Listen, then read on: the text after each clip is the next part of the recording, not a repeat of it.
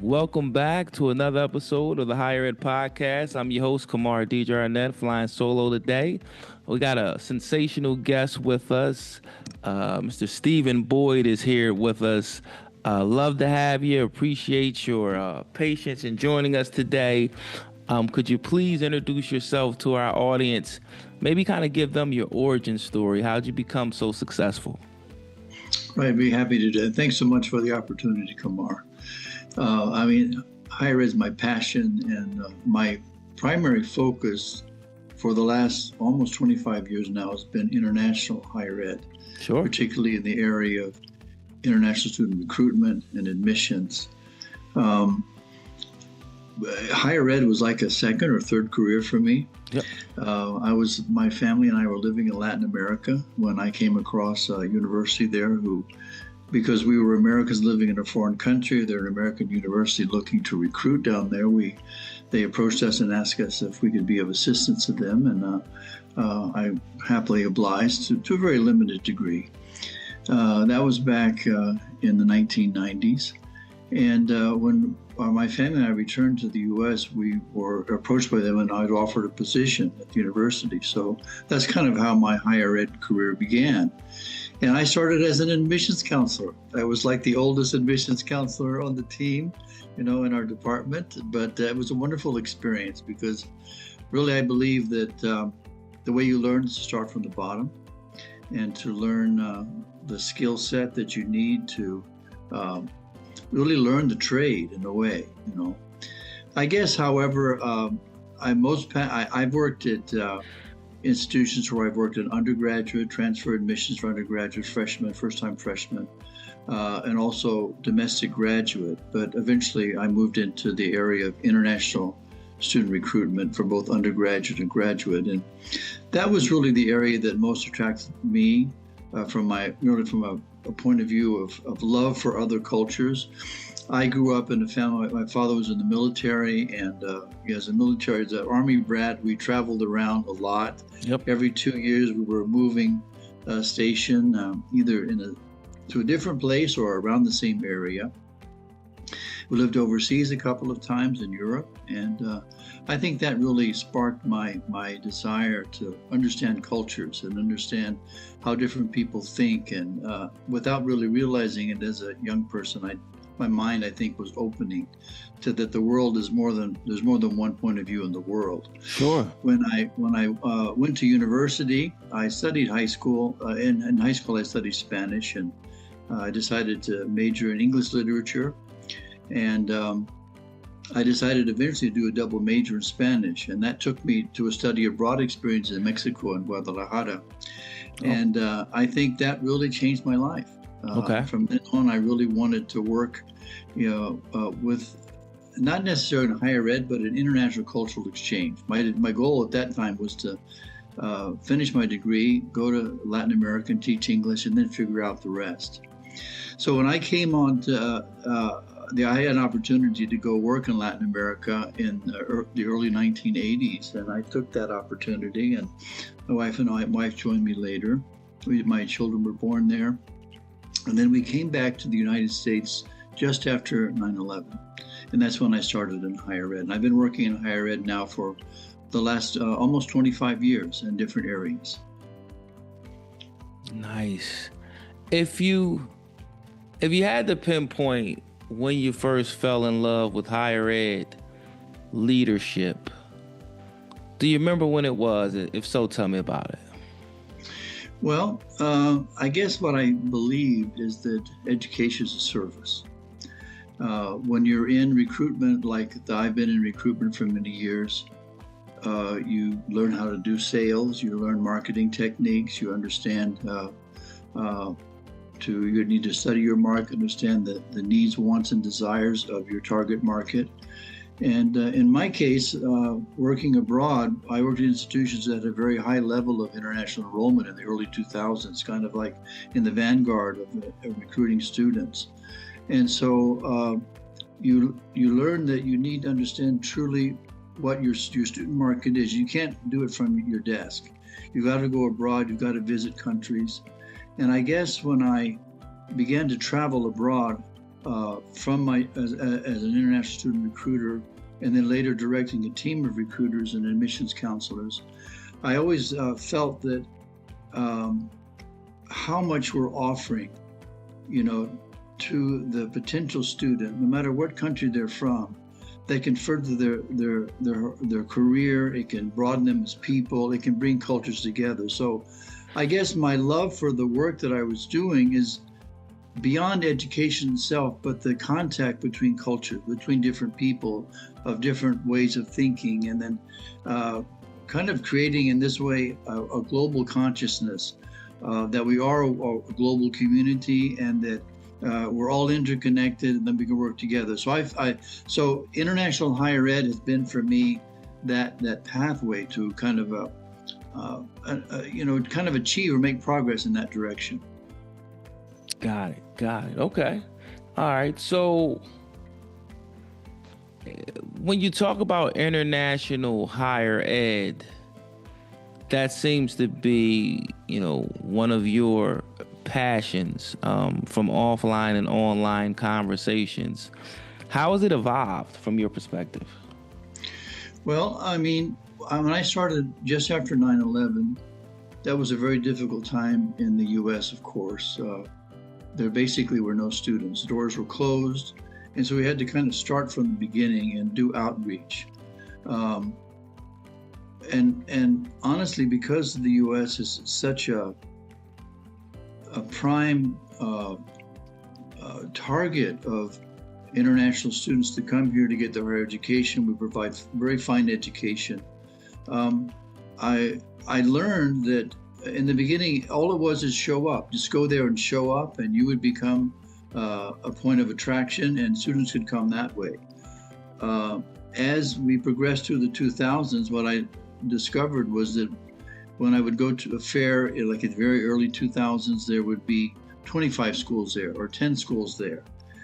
5 years later, there were 200 schools. So it became a much more competitive marketplace. And the key in the mid-2000s for me was to be able to distinguish yourself from other schools. How can you identify yourself as a school different from others? What are your unique selling points? What it is that you can provide? And honestly, if you're a higher education institution in the U.S. and you're regionally accredited, generally speaking, the experience that the student has when they come to your school is going to be an excellent one. But in order to attract students, I think you really need to show personal interest in them. So understanding their needs, going to visit their schools, talk to their guidance counselors, meet their families. We would often invite the parents of the students in the countries we were traveling to come and meet together with us, because particularly abroad in many countries, the parents play an important role, particularly on the undergraduate level. So I think what has changed in the mid-2000s was really the increased competition. You would have to be out there and constantly in communication with the students. You need to be aware of their needs, and you need to develop programs at your institution that would satisfy their needs, both academically and career-wise. I guess also I learned that particularly international students from countries like India and China, they have a 5-year plan. And when they're not just they just decide they go to school and they figure it out later. They have a plan. They're banking on getting a good degree, particularly on the graduate level, getting an internship, finding a placement in a company, and then repaying the loan that they've taken out before beginning their studies in the U.S. So they really have thought this through, and if you're aware of that, then you can facilitate the success of their plan. So I've been lucky enough to work at institutions where career placement was excellent. Sure. We were able to place most of the international students in those days, particularly I think even now, tended to be STEM students, engineering students, business students primarily. And we offered them the opportunity to find placement after graduation at least as an internship, if not permanent placement. And being able to develop those career services aspect of your recruitment made our schools attractive and made us successful. Absolutely. What's the difference between international education and intercultural exchange? Well, I think international education facilitates international intercultural exchange. Um, I think when having studied abroad myself, having lived abroad, when you go to a culture, you tend to think the way that you think. I know when I was living in Latin America, I mean, I didn't know what it was like to live in Latin America. And so you kind of know that the American way of thinking, the way you approach a problem, and you kind of go about your conversations, your relationships that way. But over time, you learn, as you learn the language, as you learn the culture, I discovered personally that there's another way to think. You can look at one problem and you can see it one way, and then the people from another culture maybe look at it a different way. And neither one is right or wrong. Both are valid. And the more you understand that, the more your mind broadens. And so I think international education, particularly bringing students from another country to the U.S., exposes them to a different way of thinking, hopefully broadens their mind, makes them a better person. But most importantly, it helps us understand each other more. We kind of live in a bubble sometimes. We tend to impose our ideas upon other people. But my philosophy is that do your very best at everything you do. Invest yourself fully. Make your very best effort. Be as sincere and as straightforward as you can. But at the same time, be open, ask questions, learn from the culture that you're visiting. How do they think? What are their needs and try to fulfill them. And as you do that, you build bridges. And as building bridges makes connections, I'm sure you experienced it in grad school. You go to grad school and you make friends, you develop your network there, but it's not just those relationships are not static. You take them with you after you graduate, and they could become lifetime friendships. They could also become business contacts that you could develop over. I know that's what happened to me. And I've built a worldwide network of people that I never imagined that 10 years ago I still would be in touch with, but I work with them. Sure. Particularly in the area of higher ed. Yeah. Absolutely. So what keeps you engaged in higher ed? What do you love so much about it? Well, again, it's a service. It's something that we're providing for people that betters their lives. We're providing career opportunities. We can improve their economic situation. But more than that, I think that globalization is here to stay. We have ups and downs. We have stops and starts. But actually, this is the direction of the world that we're going in. Sure. The more we understand each other, the better we can live, the more peacefully we can live together, the more we can, each of us, contribute positively to the world community that we're developing. So I think that this has always been like a point that's driven me. The other thing is that, in the teams that I've worked with, at the University of Bridgeport, where I was in Connecticut when I started my higher ed career, we were basically a one-man team when I started. We began to hire new hires. And the goal there in my department was to try to raise up individuals who would take responsibility and go on to further their careers elsewhere. So one of the things that I love to do, you hire someone, maybe it's their first job out of grad school. You train them in the work that you want them to do, and then they take initiative. They begin to learn and do it themselves. So I think a good leader is someone who, first of all, is willing to work alongside the individuals that you have on your team. Trust is very important. I think you can only gain trust by working just as hard or harder than the members of your team. Be an example to them, but then let them express their creativity. Let them go out and show their individuality and be successful in their own way. I think a good leader in a department, particularly the department level, is you give them opportunity to have experience in the field, but also training opportunities. And then if something else comes along that is a move up for them in their career, another institution or another kind of business area, support that. And I've always tried to do that. So I'm so proud that over the years, the folks that we've had on our team, they've gone on to work at other institutions. They became directors of departments. They became vice president of institutions. So I think also that's another part that's really important for me, that you're not just working to earn money to advance your own personal career, but how can you help others also? When you think about international recruiting, is that harder than just recruiting in the States?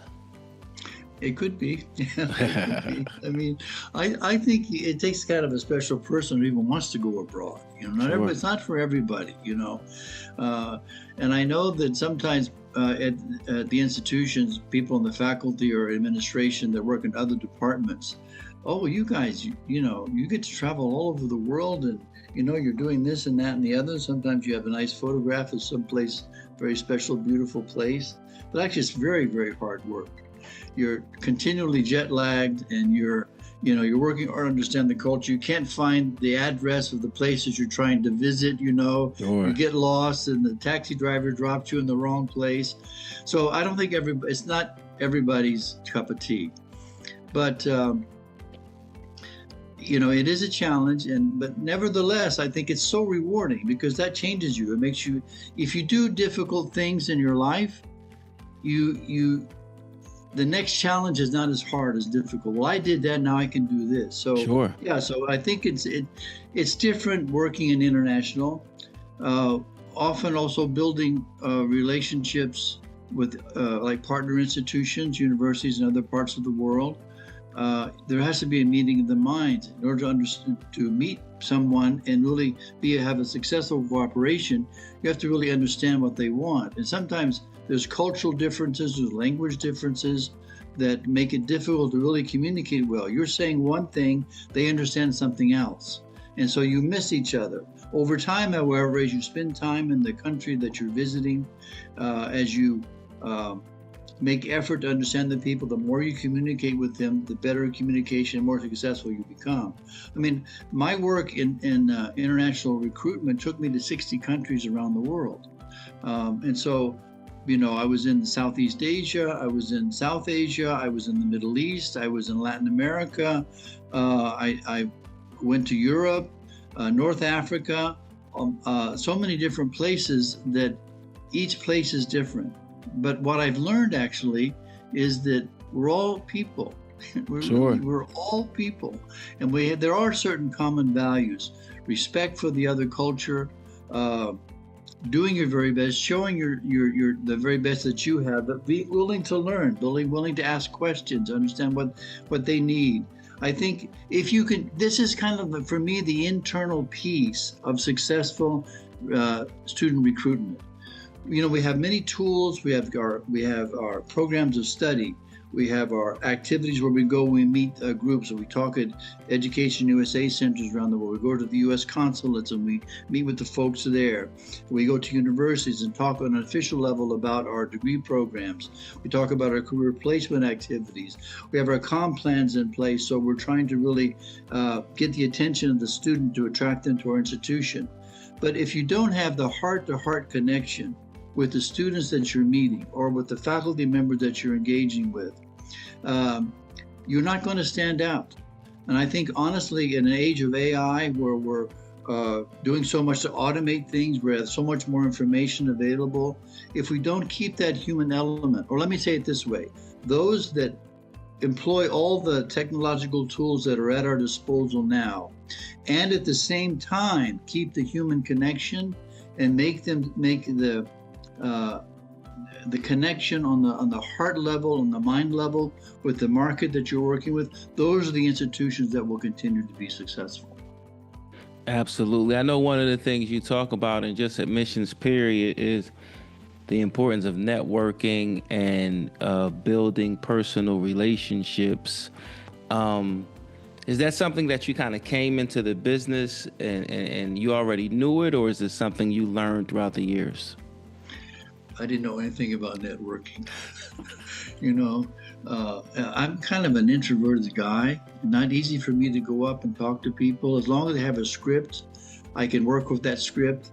But I trained myself. I taught myself, fortunate in my line of work, you not just do recruitment fairs, you're also working in conferences where you have your colleagues from other institutions that you're meeting and you're sharing ideas. So I think you need to learn how to network. I think you can train someone to be a good networker. And the success at networking is not different from your recruitment efforts. It's the same skill set in a different setting. You go and you talk to people, you make good communication with them, and you build friendships. You build trust between them. So, in my career in higher ed, I've not just worked directly for my institutions where I'm employed, but also this has given me meeting at conferences has given me the opportunity to learn from other schools. Sure. Honestly, in my case, every promotion that I received, every opportunity I received to serve on a board of advisory board or to be in a leadership capacity in international higher ed is because someone has come to me and said, Steve, would you like to do this? I think you'd be a good person for this. And I would almost invariably say, you mean me? You want me to do this? And so they helped me and this is a fruit of the networking efforts and the trust that was built. You can show your skills without trying to sell yourself. You just be yourself and share your knowledge. And so I became involved with at that time, it's AIRC, the American International Recruitment Council. Now it's called the AIRC is simply the name of the institution for international student enrollment. I was invited on the board. I became president of the association. It's a group that has about 500 member universities and third-party service providers around the world. And I felt like I was able to communicate and to contribute to that community also by sharing ideas, raising up the industry itself, not just for your own institution, but raising up the ethical and standards and best practices for international higher education abroad, communicating with the State Department officials also. I think networking this is all fruit of networking, and it's something you have to work at. I remember after COVID, as we were talking earlier, yep. When everything shut down.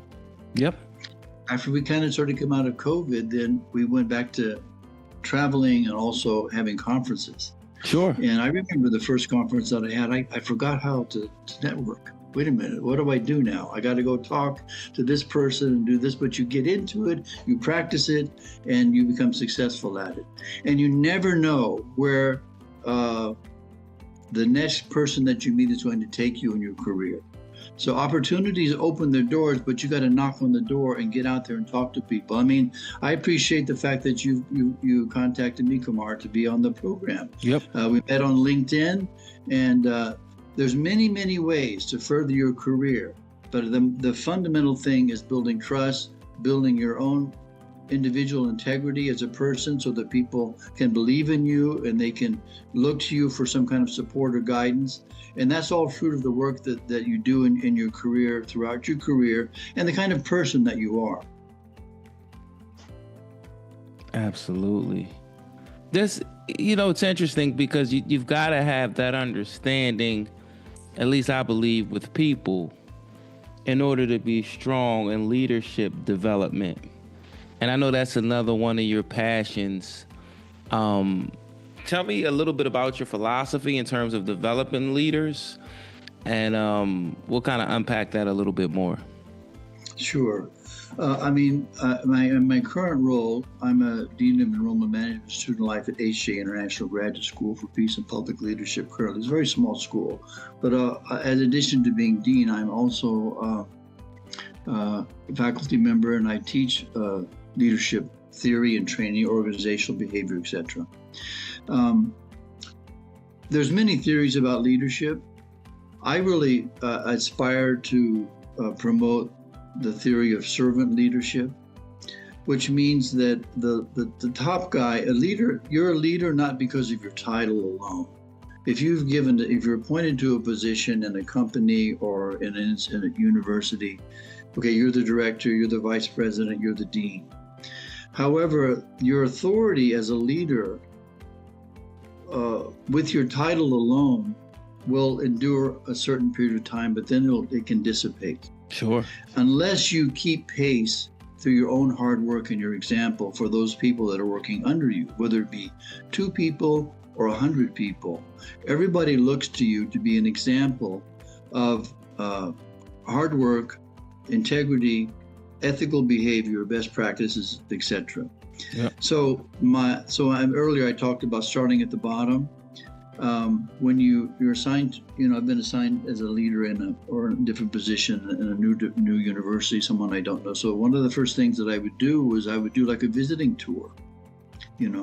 I would go around to each one of the folks in my office and I would talk to them, get to know them. And what do you do here? And how are you doing?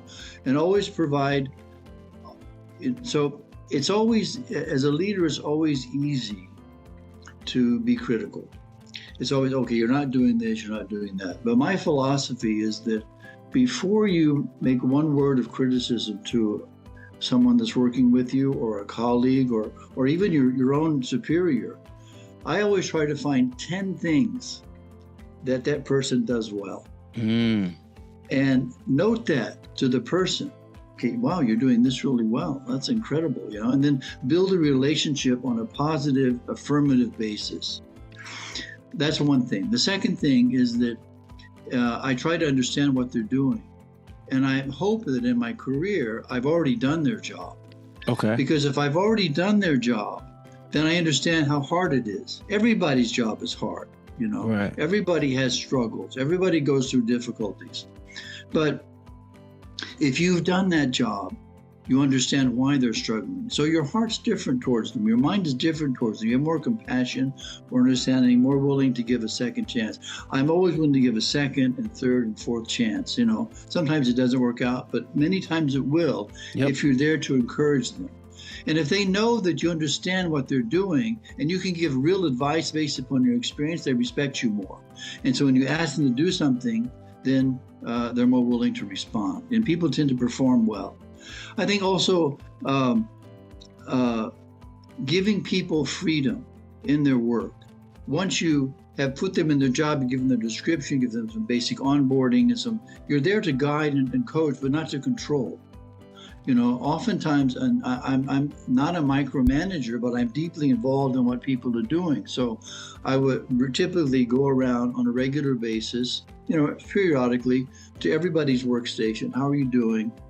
How's things going here? What are your struggles? What do you need help with? If you had one thing that you could have, what would it be, to improve your work? And then in the area of international student recruitment, it's not easy to go abroad. You can just send somebody out, to the field, but they might drown. So instead of that, I go with them.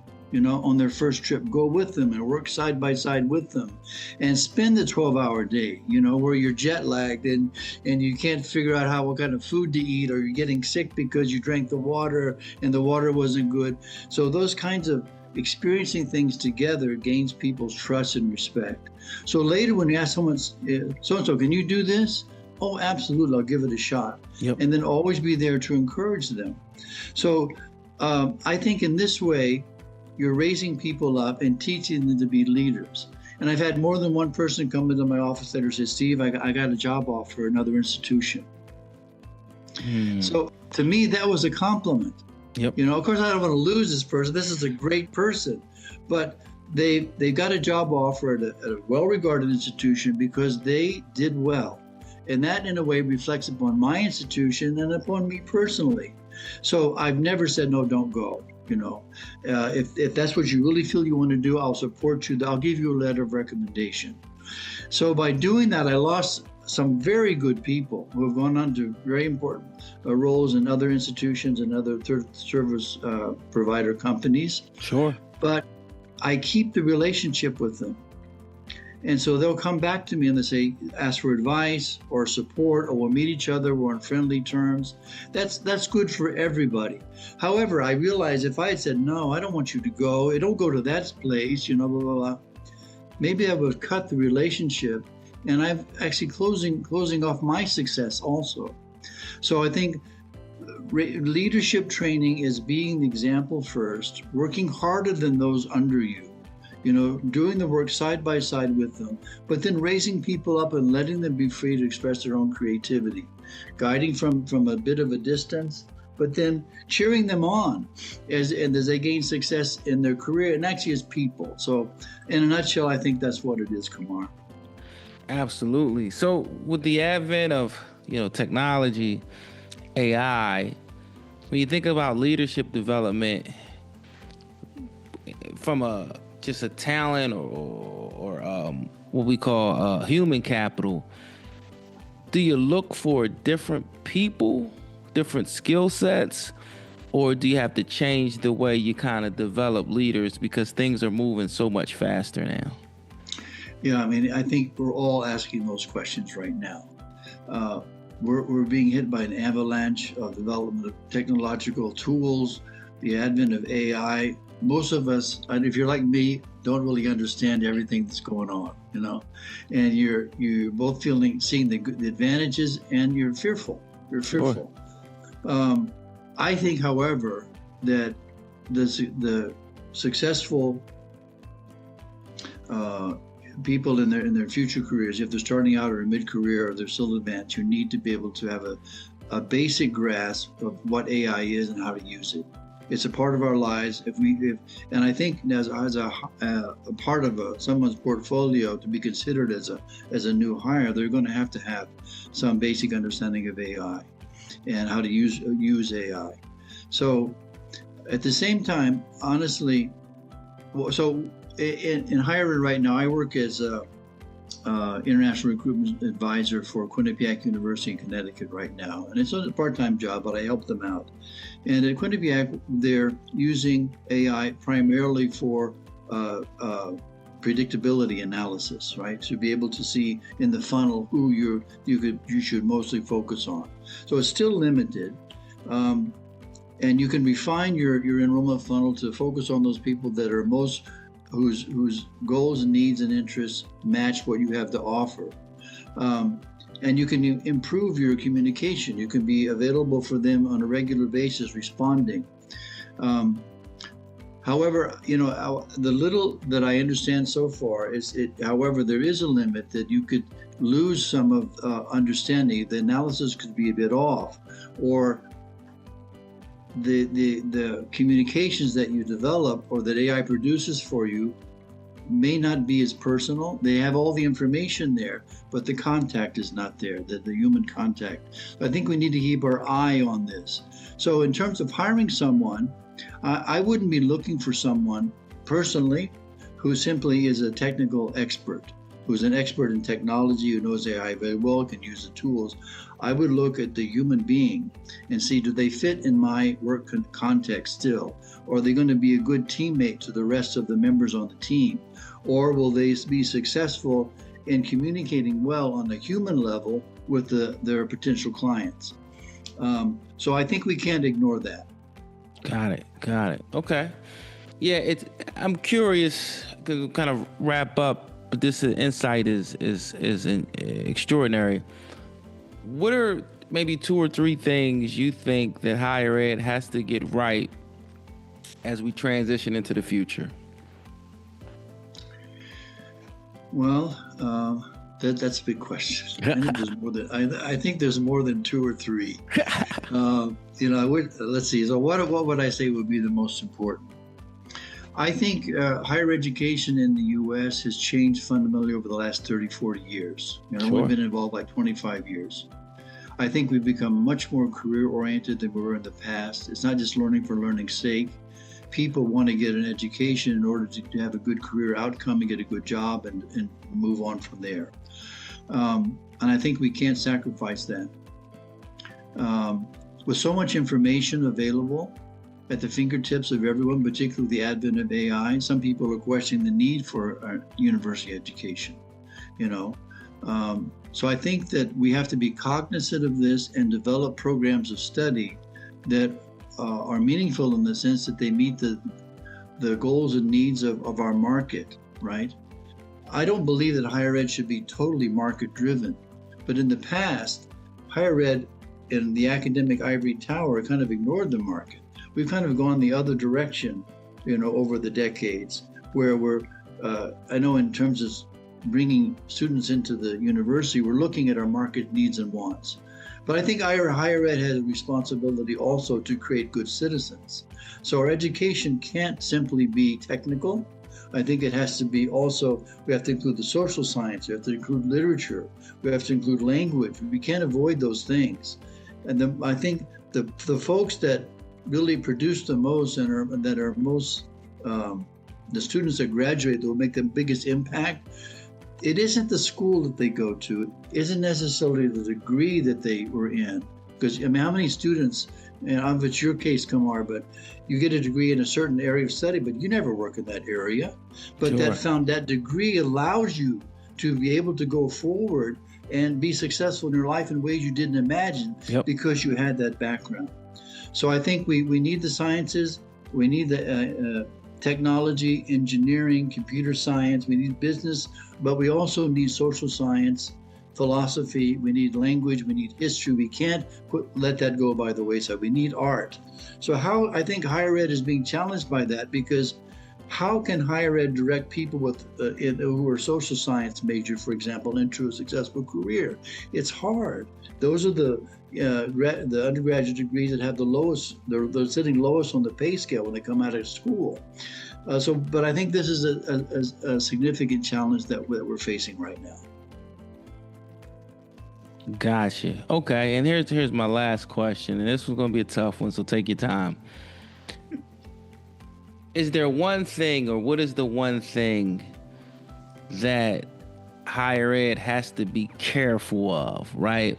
To make sure that, we don't miss as, we kind of make that transition. I'll give you a little bit of context.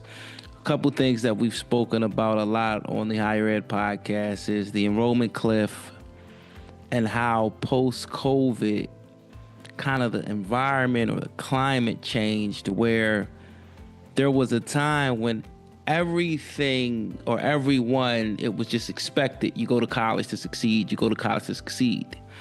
And when COVID hit, it's like there was a paradigm shift. And all of a sudden, education had to prove to the consumer, to the students, to the parents, that this makes sense, that this is valuable. And it may not have happened all at once, but I think a lot of us in the industry, we definitely noticed it. I've spoken to people that have been in the industry 20, 25 years, and they said when their child came up, they had to kind of reassess, are they going, where are they going, and how do I make sure we kind of capture this return on investment? So I kind of use maybe those, topics that we've talked about a lot to say, there's something that, higher ed, you got to keep your eye on this as we go into the future. Does that make sense? It does, and I don't know if I'm the best person to answer the question. I mean, you talk to a lot of very intelligent people and experienced people on your podcast, which can answer it much better than I. But I think higher ed over the decades has gotten itself into the pickle that it experiences right now. Yep. And higher ed itself is responsible. Part of it, I think, is the availability of financial aid, very easily available. Yep. And schools want to be more competitive, so you add faculty, you had higher quality faculty, which have a higher pay scale. You add student life experience facilities to make the environment better. That costs money also. And all that has been over time, and many other things added into the cost of tuition, particularly on the undergraduate level that you pay. And it's increasing, gone up and up. So, but students apply for federal aid and they get the money. They get the loan somehow. Yep. But then, as you said, this debt increases, and you're responsible after you graduate. So I think we have to be more discerning. So many schools are closing right now. Yep. So many schools are closing because there's an enrollment problem. That's one thing. And it's not just due to the demographic cliff. Yep. It's also due to the kinds of schools that are closing are not career oriented. They're not able to translate what they're offering into a career value add for the students. So they're closing. I mean, just yesterday I saw the article of a school, I won't mention it, very well-known school up here in the Northeast that closed after decades of success in Sure. liberal arts and social science. Yep. So that's happening every day. At the same time, we're being faced with the issue, like we had mentioned earlier, that do I need a college degree? Can I just go out and be trained by Google or Amazon and get a job? My wife and I, for our own educational purposes, took a tour the other day of the Amazon plant. Okay. Near Hartford. 3,000 people worked there. Wow. 9,000 robots every day working. Yeah. It was an amazing experience, but it gave me insight from a higher ed point of view. Yep. What kind of training this particular company would give to these students in the future that they would provide for them. This is the kind of thing that we have to articulate well as higher ed providers. We want you to come to our school, but what are they going to get from it? So you have to be in contact with the career needs and objectives. And if it means adjusting your curriculum, adjusting your majors, we need to do that. If it means modifying the way that we provide education through field education or technical experience, or what we need to incorporate that in. So I know everybody in higher ed, and I'm the least person qualified to opine about this, but college presidents, provosts are struggling with this. I think we need to be more able and agile to adapt, and we have to adapt quickly. Because with the advent of AI, the changes in the job market, all of these things are going to force higher ed to be much more kind of down to earth and practical. And that's not a good answer to your question, Kumar, but that's what I can say right now. No, I thought it was a great answer, and I can't think of a better place to end this than right here. Appreciate your time. Now this is your time. Are you working on a novel? Is there anything you want to share with the audience? Facebook, Instagram, LinkedIn, anything you're working on that you want to share with the audience?